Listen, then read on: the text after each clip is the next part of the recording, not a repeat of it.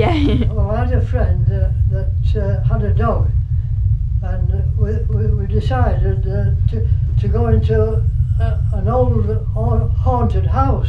It was derelict, and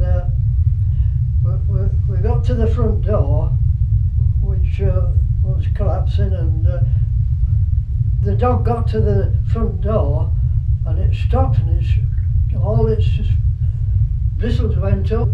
It knew there was something, so we decided to go in, and I was in front, and as soon as I started climbing the stairs to go up to the bedroom, this old lady came out with one of the old brushes, the old broom. She kept sweeping, and she came down to sweep us out, and the dog, of course, was still there at the front of the door with his hackles standing on end.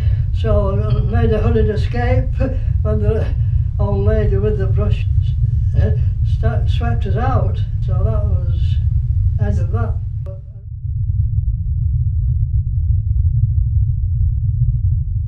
Well, there was another one before that. When I was working down the coal mine, there used to be what they call a manhole in the side of the track for the little trucks to move the coal in and out. I dropped off to sleep, and I'd had my left leg, must have been on a stone, and it stopped the circulation in my leg.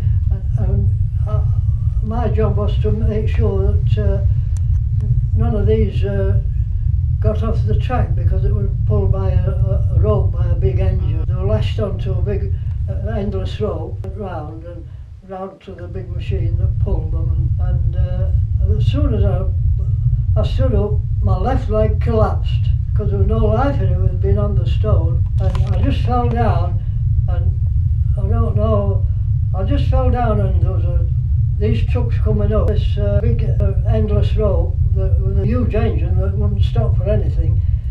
I mean, if the trucks got off the rails, it pulled down the girders that held the roof up, you know.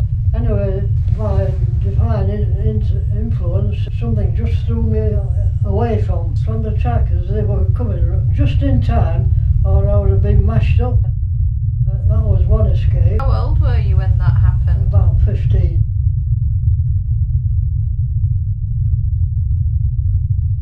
Another one was when I went to night school, so I got this job in the safety department, and we used to go around collecting samples of dust and gas to make sure there was plenty of stone dust, because if there was an explosion, that stone dust mixed with the coal dust, so that it didn't explode. I mean, in the past it used to go right through the coal mine doing that, like at Gressville, where over 300 men were killed. And anyway, I was going down this particular part, we dressed a lower coal seam, and I was just going to go down, and this apparition came up and said, "I shouldn't go down there, mate.